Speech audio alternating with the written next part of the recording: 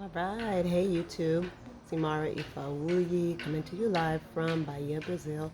I'm just out here in the parking lot of my building.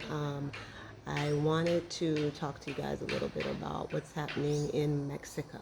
Not because I'm in Mexico at this time, even though I have lived there in the past, but because I know a lot of you come on this channel, wanting to know more about traveling and traveling with children and being international and being a digital nomad and an expat and all these things, because I do have a good bit of experience moving and living abroad. And I have lived, like I said, in Mexico. But right now I have plethora, like a very large amount of my friends have relocated there over the last couple of years, namely since this C-19 thing popped off. And just recently, a friend of mine, a sister that I know, was rounded up through these immigration roundups that they have started doing late last year in Mexico. And she's free now, but it was a harrowing, frightening experience being in a Mexican jail, especially as a single woman. When they do the roundups, which I know are very common in that Cancun, Playa del Carmen area right now.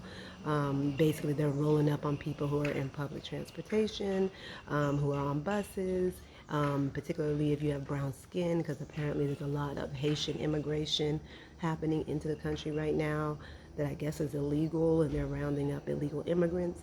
But yeah, what's happening is people are having a hard time adjusting from the fact that it's not okay to stay your visas in Mexico anymore, nor is it okay to really do, or you can do the visa runs, but what's happening is so many people are receiving smaller amounts of times than they had wanted on their visa stamp when they come in, because they've now made it to where how many days or how many months you get for your visa is at the discretion of the immigrant officer that you deal with when you come in.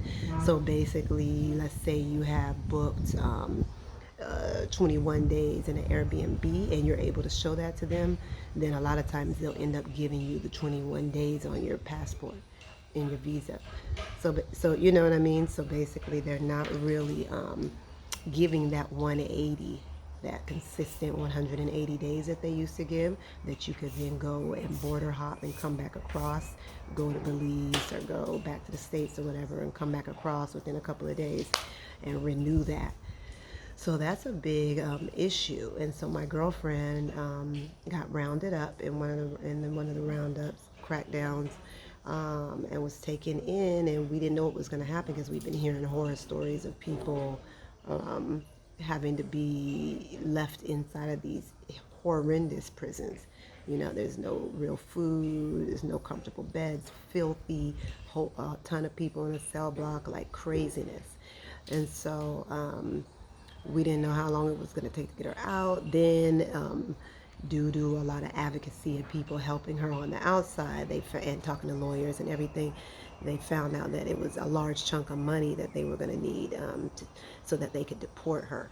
And so what's happening is they're holding people in groups in these immigration holdings centers until somebody come up with a large chunk of money so folks can start being deported. Um, it was thousands of dollars that she had to come up with to get out of there. And luckily, the community and we all kind of pitched in. But so she's luckily back home. But that's a big deal. That really kind of shook me. I'm not really looking in that direction for any kind of movement, but I do know people there. Some have the temporary residency that is offered by Mexico, which was quite easy to get maybe like a year and a half ago, because the financial requirements were very manageable for anybody who had, any kind of money coming in. Since then, they have, I think, doubled the financial requirements. So they want to see a substantial amount of income or savings before they'll give you the temporary residency visa now, which I think is renewable annually. And then, you get a certain amount of years where you can renew it. So it's a good deal, and it sounds like the only way to go if you have any long-term plans for Mexico at this point. It doesn't sound worth it to come in there hoping and praying that you'll, get a visa stamp that is adequate for the time frame that you want to be there, because you really don't know. And then to deal with that disappointment and then to also, kind of have your whole plan for your next months of your life, kind of hijacked by this situation. It's not a good look. That's why I wanted to do this video, not because it's, kind of impacting me personally outside of knowing a sister that I knew was being held in one of these centers. But it is something that we need to be considered right now. People are looking for opportunities, different places they can go, different ways to kind of free up their energy, particularly with everything that's happening in the U.S. Um, impending war. I mean, we don't know what that's going to look like for the actual U.S. itself. Um, gas prices skyrocketing. That'll be a global thing. Food shortages, which is particularly impacting the U.S. and Europe right now, in Canada. So, there's a lot going on, and some people are just tired of it and want to try somewhere else. But I do think if you're going to be looking in the direction of beautiful Mexico lindo, because it's a beautiful country, it's a country that also has a lot of corruption rampant through it.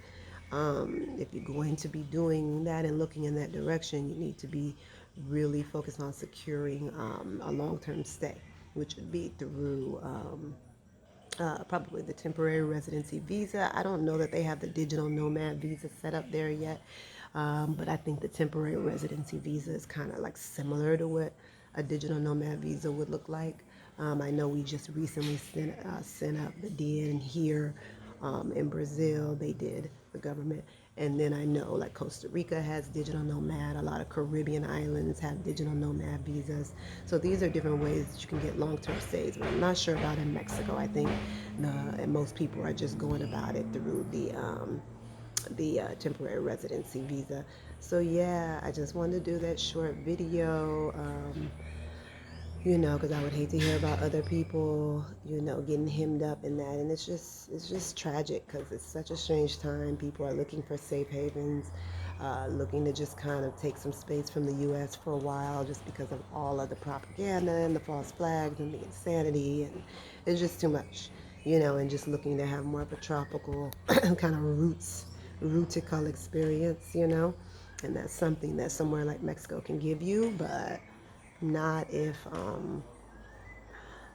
it's your livelihood and your being is at risk of being imprisoned and being held in inhumane conditions and all of that kind of thing. So you can look into it some more if you need further confirmation about it. I'm trying to ring the alarm to people, but a lot of people are kind of stuck, like they just want to see Mexico as like this safe haven of a wonderful place for people to go and experience. And it's like, yeah, it is a wonderful place, but it's also going through a transition right now. And so we have to adjust. And I think the times that we're in right now, being able to adjust and kind of shift and be flexible is probably the most important thing that we could cultivate in ourselves. It's not a time to be stuck on anything. No location. It's not a time to be stuck on this particular way of life, this particular way of eating, this particular way of doing. Like, you have to shift and adjust and be flexible.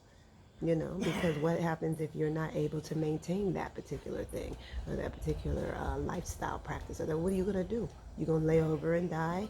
No, you're going to adjust. You're going to find a new place. If Mexico is not an option for you right now, think about, what other options there are. I know Dominican Republic is supposed to be good, pretty open, kind of easing certain conditions and things. Where else? I mean, Costa Rica is wide open. They dropped all of the little weird C-19 stuff they were trying to pull. So I think all of that is cleared out and done for early April. Brazil is not open right now. Brazil's tripping. So there are places you can go.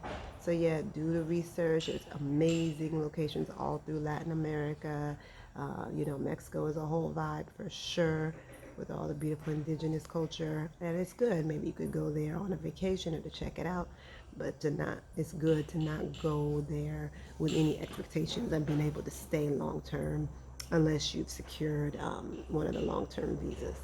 So that is, what I wanted to bring to you all today. I hope everyone's blessed. We chilling here, giving thanks. Peace and love.